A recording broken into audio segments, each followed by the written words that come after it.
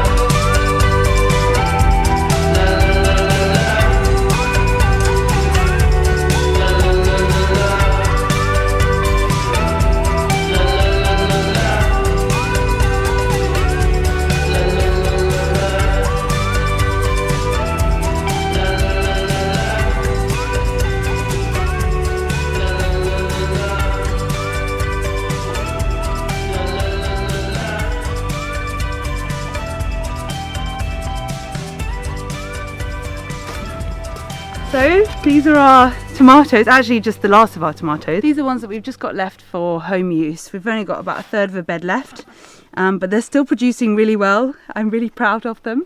So as well as these and picking for the actual veg box today, we'll be picking some of the few apples that we have around the farm and bringing them into the house to make use of them in different ways. And we're really excited about this because we've been watching them ripen while we've been in the market garden, and they can be found up in our forest garden tree rows.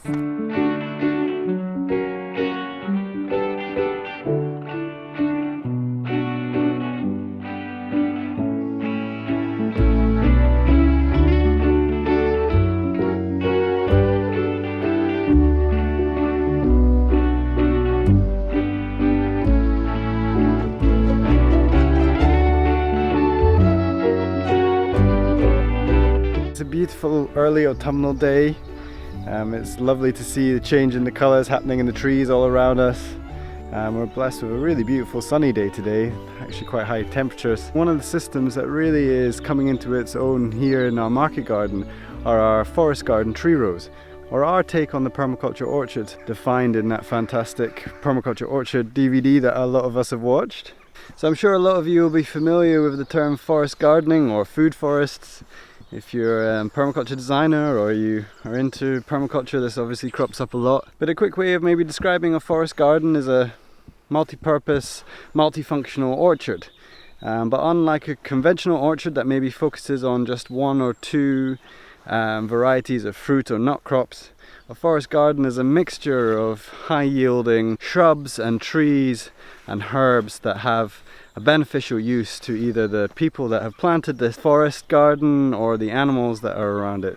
So a forest garden isn't just a place to grow fruit, it's a place to grow everything that we need. Forest gardens are a mimic of naturally occurring forests. A forest in its own right can look after itself, can take care of its own fertility needs, and has very intricate relationships with all the other plants and animals and microbes that share the ecosystem of a forest. And the concept is, if we can take that model and copy that natural architectural pattern of a forest and replace some of the species with higher yielding trees and shrubs such as fruit trees and herbs, then we can have quite a sustainable system that should have very little to no maintenance requirements, especially after the first few years, and be a very abundant food system.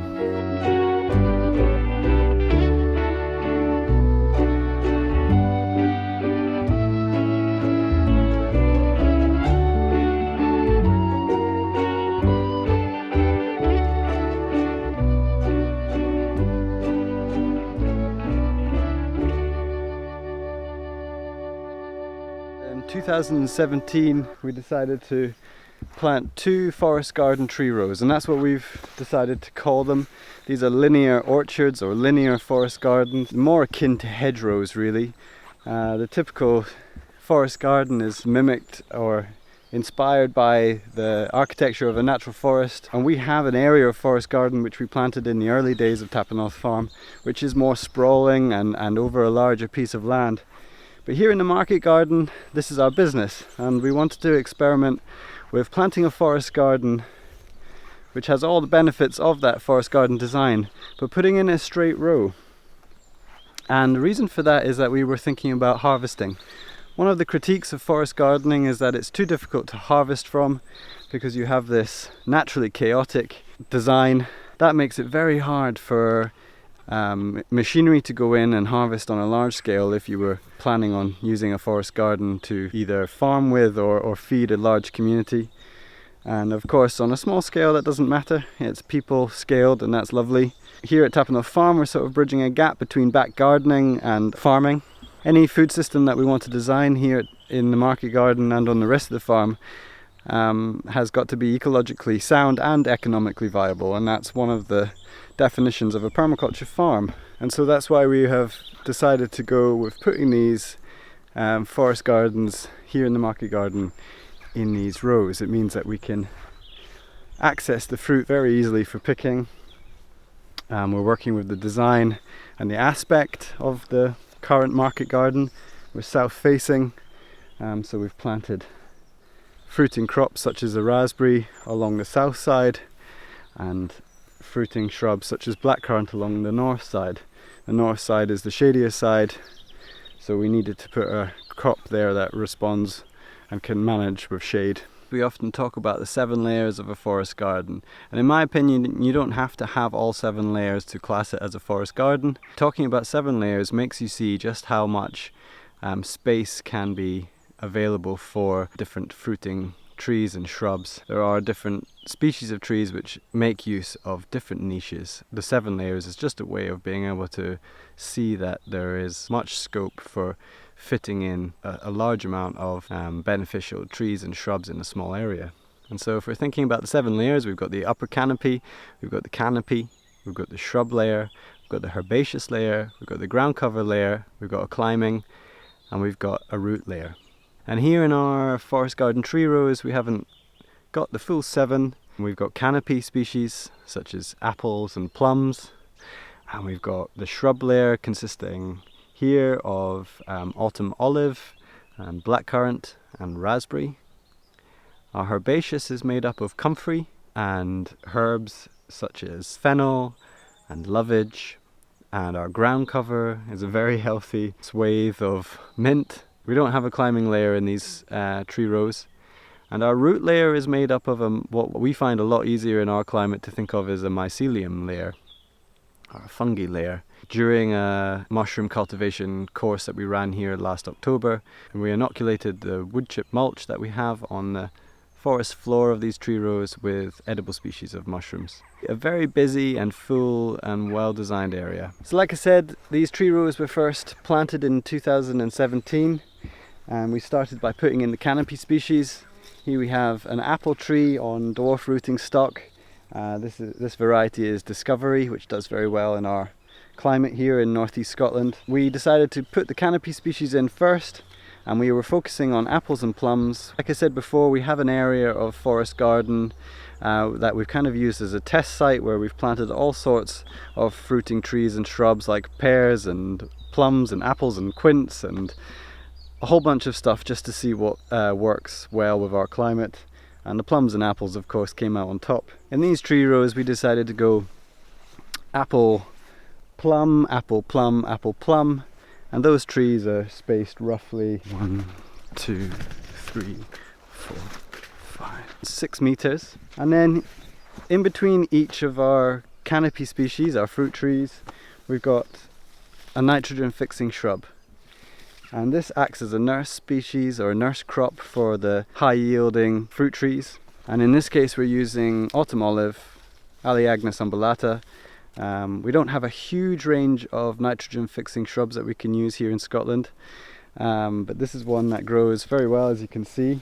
This shrub is only 2 years old and it's already taller than me and twice as wide. A lot of you out there will already know autumn olive. As I said, it fixes atmospheric nitrogen, it produces an edible berry, and it's very tolerant of cold winds and makes a great windbreak. So the autumn olive is planted between each fruit tree, and then between the autumn olives and the fruit trees we have our herbaceous layer, which is comfrey.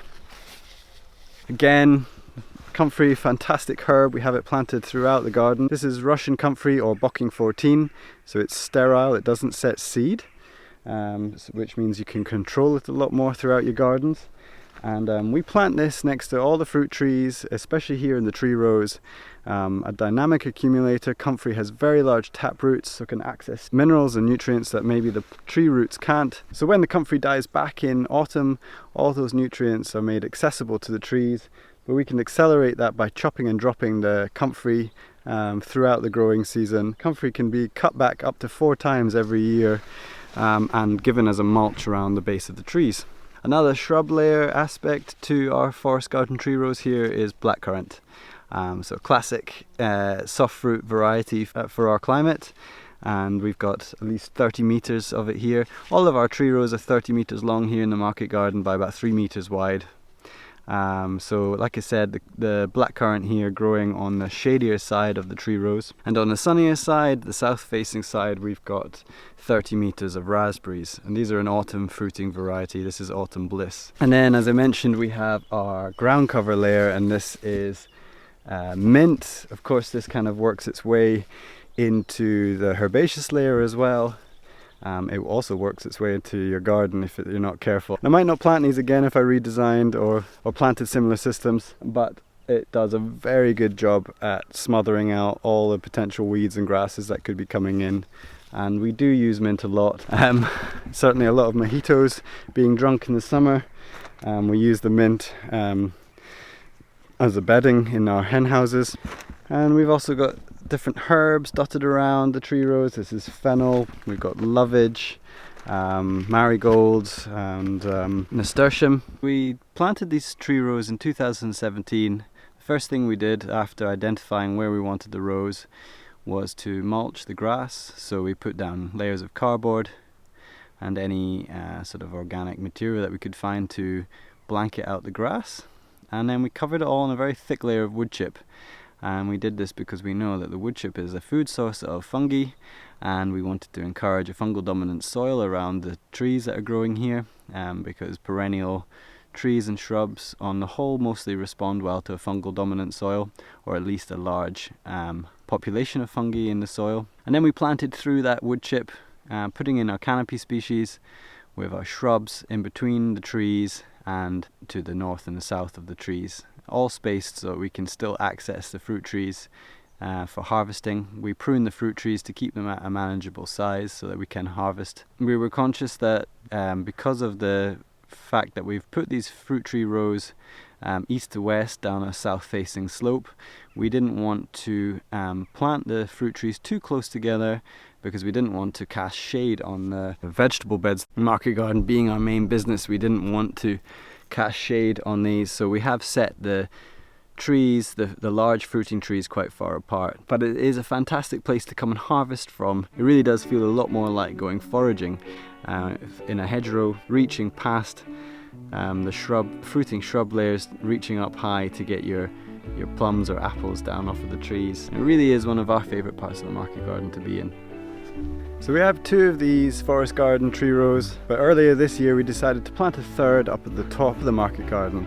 And so we've planted the canopy species and majority of the shrub, but we haven't got around to planting any of the herbaceous layer yet. And we ran out of wood chip. There was a vlog, several vlogs back, showing the planting of this forest garden tree row. But until we get more wood chip, we're not going to be able to finish the mulching for that. So unfortunately the weeds have encroached quite a bit. So it hasn't been the best of years for fruit this year, being so damp and cold. We had some late frosts which I think didn't help with the pollination of the fruit trees. But if we had to redesign this place again, we would certainly use this linear orchard method. It works well for our needs as a small farm, being easy to harvest the fruit. And for us as permaculture designers and ecologists, it's a fascinating system to watch develop over the years. And one thing that is certainly very great about them is it brings in a large amount of wildlife and pollinators to our market garden, which is very beneficial for us, the business, and for the environment.